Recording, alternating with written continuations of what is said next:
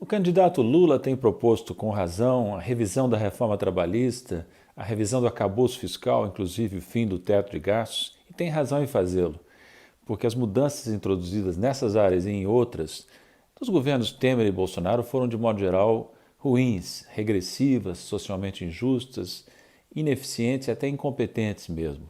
Mas falta tratar também de um tema importante que ainda não tem sido mencionado, que é a revisão do arcabouço monetário, das mudanças institucionais que foram feitas nos governos recentes, principalmente agora no governo Bolsonaro, que pioraram muito, no meu entender, a estrutura da instituição monetária no Brasil, ameaçando inclusive a soberania monetária do país. Eu não estou me referindo aqui à lei de autonomia do Banco Central, que dá mandatos fixos relativamente longos ao presidente e seus diretores, porque o candidato Lula já deu indícios de que não tem apetite para enfrentar essa questão.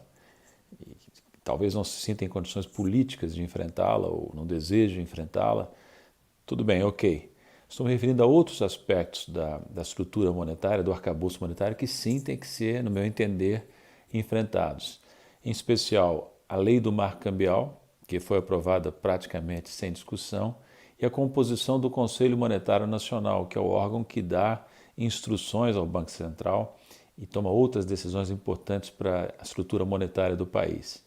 O que acontece aí? Basicamente o seguinte: o Conselho Monetário Nacional é hoje integrado pelo ministro da Economia, pelo secretário de Fazenda, subordinado ao ministro da Economia, e pelo presidente do Banco Central, e é secretariado pelo próprio Banco Central. Portanto, o Banco Central tem uma influência importante, tem um dos 3 votos e exerce a função de secretaria.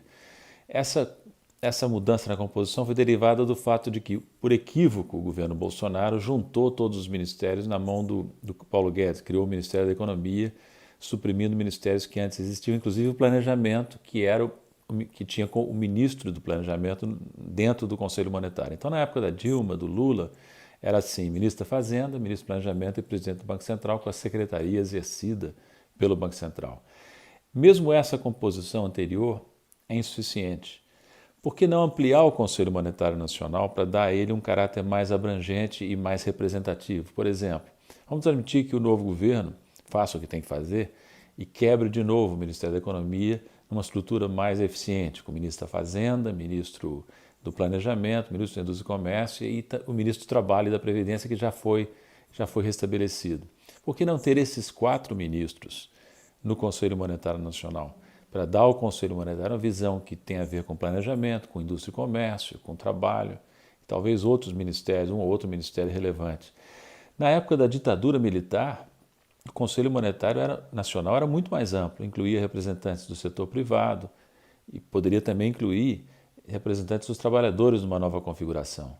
Então, por que não, mantendo a maioria nas mãos do governo, ter representantes do setor empresarial, dos setores trabalhistas, dos setores sindicais de trabalhadores no Conselho Monetário Nacional e dar ele um caráter amplo e mais representativo.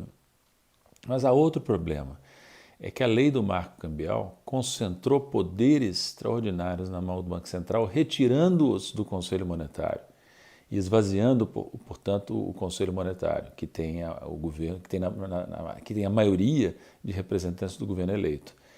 Portanto, mesmo que não se queira mudar a composição do Conselho Monetário, tem que se rever essa distribuição de tarefas entre o Banco Central e o Conselho Monetário. Porque, por exemplo, deu-se ao Banco Central liberdade de decidir, por conta própria, as medidas de liberalização do mercado cambial e da conta de capitais. Algumas delas são justificáveis, aumentam a eficiência. Outras podem colocar em risco a economia, aumentar a vulnerabilidade externa ao dar excessiva facilidade de trânsito e, no limite geral, uma possibilidade do Banco Central decretar a conversibilidade plena da moeda nacional por conta própria, por critério próprio. Isso não cabe ao Banco Central, tem que estar nas mãos de um conselho monetário, cuja maioria seja do governo eleito, né?